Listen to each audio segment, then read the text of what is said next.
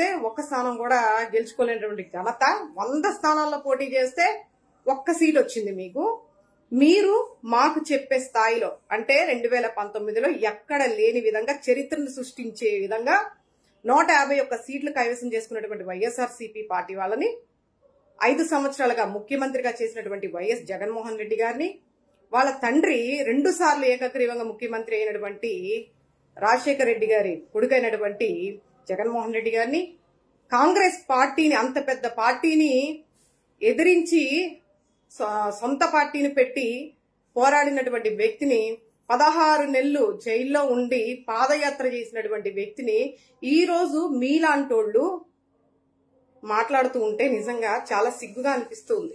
కనీసం మాట్లాడే ముందు పోల్చుకొని మాట్లాడండి. అంతే తప్ప నోటికి ఏదొస్తే అది మాట్లాడేద్దాం, నోరుంది కదా అని చెప్పేసి ఎలా పడితే అలా మాట్లాడేస్తాం. మేము వీర మహిళలం, మమ్మల్ని ఎవరు కూడా ప్రశ్నించరు, మా ఇష్టానుసారం మేము రాష్ట్రంలో మేము చెలరేగిపోవచ్చు అంటే ఇప్పుడు మేము ప్రభుత్వంలో ఉన్నాం, ఏదైనా మాట్లాడేయచ్చు, ఎవరినైనా ఎటకారం చేయొచ్చు, ఎవరినైనా ఎలా పడితే అలా మాట్లాడొచ్చు అని అంటే అందరు చూస్తూ ఊరుకోరు. మీకు అధికారం శాశ్వతం కాదు. మహా అయితే 1 సంవత్సరం ఆల్రెడీ అయిపోయింది. మీ పిచ్చి హామీలు ఇచ్చేసి, పిచ్చి మాటలు చెప్పి, ప్రజల్ని నమ్మించి, అబద్దాలు చెప్పి, పచ్చి అబద్దాలు చెప్పి, రోజుకో వేషం వేస్తూ, పూటకొక మాట, రోజుకొక వేషం వేసుకుంటూ, అంతా సనాతన ధర్మం అని చెప్పేసి స్వామీజీలాగా అవతారం ఎత్తుతూ, ఇలా ప్రజల్ని ఇప్పటిదాకా మోసం చేసి దాదాపు సంవత్సరం పూర్తిగా వస్తుంది. ఇంకో 2 నెలలు అయితే, మహా అయితే ఇంకా 4 నెలలు మీరు పదవిలో ఉండేది. తర్వాత కాబట్టి ఆలోచించుకొని, ఒళ్ళు దగ్గర పెట్టుకొని ఏ విధంగా విమర్శించాలో ఒక రాజకీయంగా ఉండాలి అనుకుంటే, మీరు ఒక సమాజంలో బయటకు వచ్చారంటే, ఒక మహిళగా ఉన్నప్పుడు ఎవరినైనా సరే మాట్లాడే ముందు మీరు విమర్శ చేయొచ్చు. మీకు నచ్చకపోతే విమర్శకి ప్రతి విమర్శ అనేది ఖచ్చితంగా ఉంటుంది, కానీ అది వాడే పదజాలాన్ని బట్టి ఉంటుంది. మీరు ఒకరికి నీతులు చెప్పి ఇప్పుడు మనోభావాలు దెబ్బతింటున్నాయని చెప్పేసి మీరు అక్రమ కేసులు చాలా మంది మీద పెడుతున్నారు కదా. మరి ఈ రోజు మీరు మాట్లాడే మాటలకి ఎంతమందికి మనోభావాలు దెబ్బతింటాయి? మీ మీద ఎంతమంది కేసులు ఇప్పుడు ఫైల్ చేయాలి? రాబోయే రోజుల్లో దీనికి ప్రతిఫలం కూడా మీరు స్వీకరించడానికి రెడీగా సిద్ధంగా ఉండు పాప రాయిపాటి. ఇంకా నెక్స్ట్ విందాం.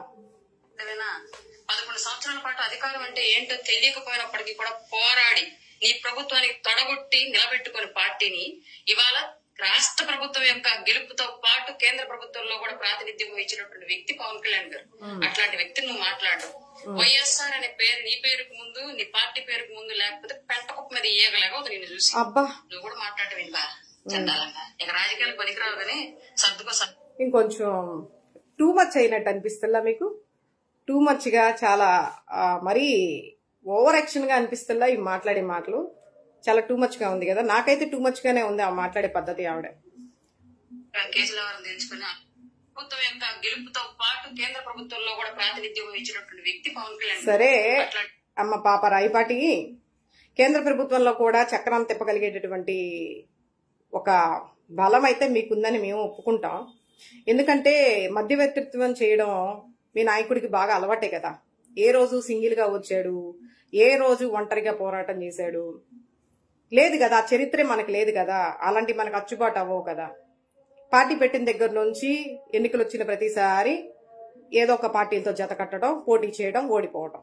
ఇప్పుడు ఏదో గుడ్లో మెల్లలాగా కూటమి ప్రభుత్వాన్ని ఏర్పరచుకొని ముందుగానే జగన్మోహన్ రెడ్డిని ఒక్కడిని ఓడించడానికి ముగ్గురుగా వచ్చి ఈ రోజు ఏదో సాధించేశారని చెప్పేసి కబుర్లు చెప్పుతూ, పైగా మీరు సొంతంగా సాధించింది ఏం లేదు అందులో, మళ్ళీ ఈవీఎం ట్యాంపరింగ్ ఉందని చెప్పేసి రాష్ట్రం కాదు దేశవ్యాప్తంగా మాట్లాడుతూ ఉన్నారు. దాని గురించి ఒకసారి ప్రజలందరికీ కూడా బాగా బోధపడింది. మీరు కూడా మాట్లాడితే ఎలా చెప్పండి? ఇప్పుడు ఏదో మీరేదో 175 స్థానాలకి 175 స్థానాలు మీ అధినాయకుడు పోటీ చేసి మీరేదో సాధించినట్టు మీ ఫీలింగు. పోటీ చేసింది 23 స్థానాలకి 23 వచ్చేసాయి. అదేంటో మరి ఒక్కటి కూడా తగ్గకుండా 23 వచ్చేసాయి. అక్కడే ప్రజలందరికీ అనుమానాలు వచ్చేసాయి. గతంలో ఎప్పుడు కూడా గెలవని దాఖలాలు ఉన్నటువంటి పవన్ కళ్యాణ్ గారికి ఈసారి 23కి 23 ఎలా వచ్చేసాయి అబ్బా అని చెప్పేసి కూడా ప్రజల్లో అదొక ఆలోచన. దాని గురించి ఆలోచించండి.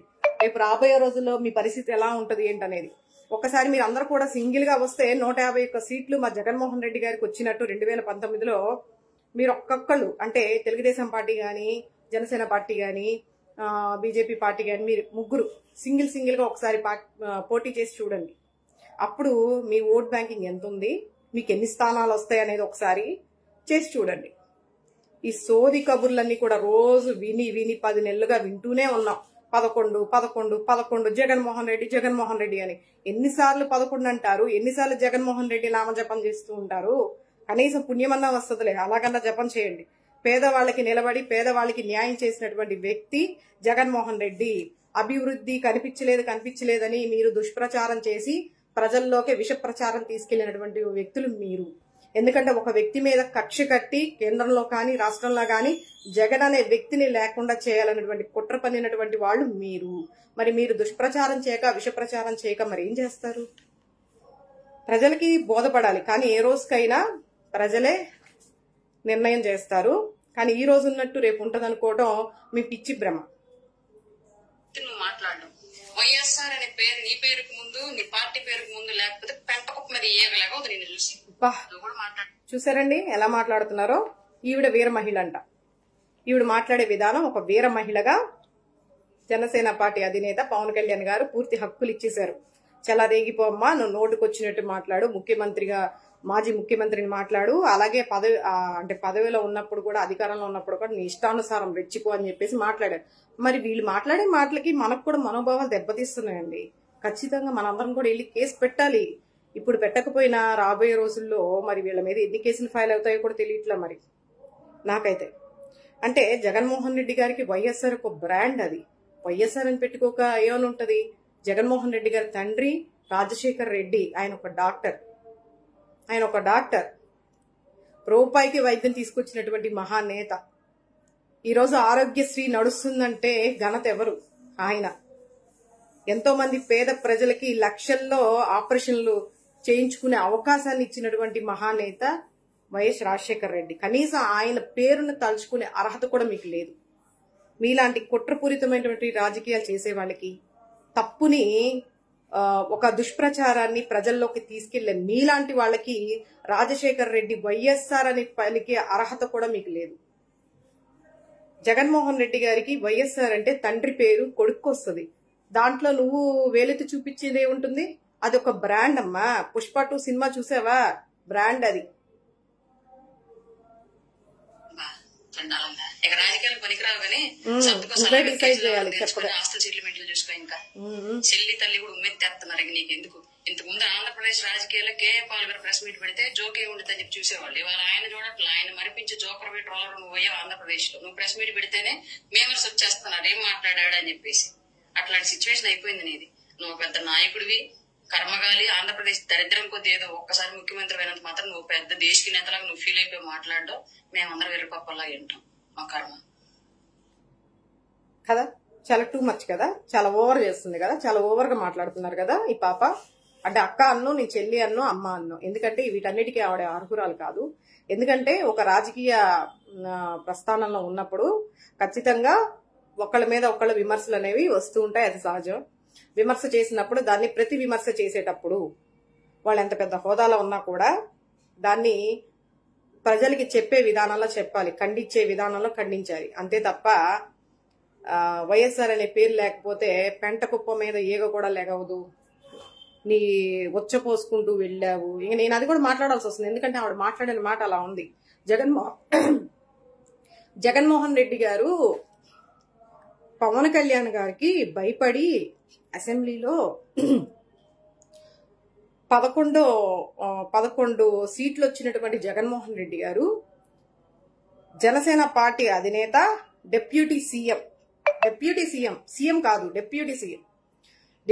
సీఎం కి భయపడి ఒక మాజీ సీఎం 11 నిమిషాలు కూడా ఉండకుండా అక్కడ నుంచి పోసుకుంటూ పారిపోయాడంట.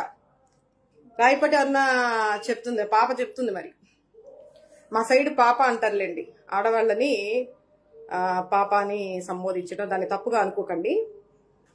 కాబట్టి ఈవిడ మాట్లాడడం ఎలా ఉందంటే ఎక్కడ ప్రతిపక్ష హోదా ఇవ్వాల్సి వస్తుందో అని జగన్ని చూస్తే భయపడి పోసుకునేది మీరు. కాంగ్రెస్ నే గడగడలాడించినటువంటి వ్యక్తి మీరు ఒక లెక్క. మీలాగా జత కట్టి గెలవాలనుకుంటే బొచ్చేడు మంది జగన్మోహన్ రెడ్డికి. మేము సింగిల్ గానే వైనాట్ 175 చెప్పుకునేటటువంటి ధైర్యం దమ్ము మాకుంది. మీకుందా? సింగిల్ గా మీరు ఆ మాట చెప్పగలరా? ఆ దమ్ము ధైర్యం మీకు లేకనే కదా అందరు కలిసికట్టుగా వచ్చి సగమేమో ఈవీఎం ట్యాంపరింగ్లు చేసి మిగతా సగం పూర్తి చేసుకొని ఈ రోజు ఏదో పదవుల్లో కూర్చొని మీరు కక్షపూరిత రాజకీయాలు చేస్తూ ప్రజాస్వామ్యబద్ధంగా పాలన చేయకుండా అప్రజాస్వామ్యంగా ఎవరు నోటికి వచ్చినట్టు వాళ్ళు మాట్లాడుతూ దొరికిన వాళ్ళ మీద కక్ష సాధింపు చర్యలు తీసుకుంటూ వాళ్ళ మీద అక్రమ కేసులు బనాయించి ఇబ్బందులు పెడుతూ పైశాచిక ఆనందాన్ని పొందుతున్నారు ఈరోజు.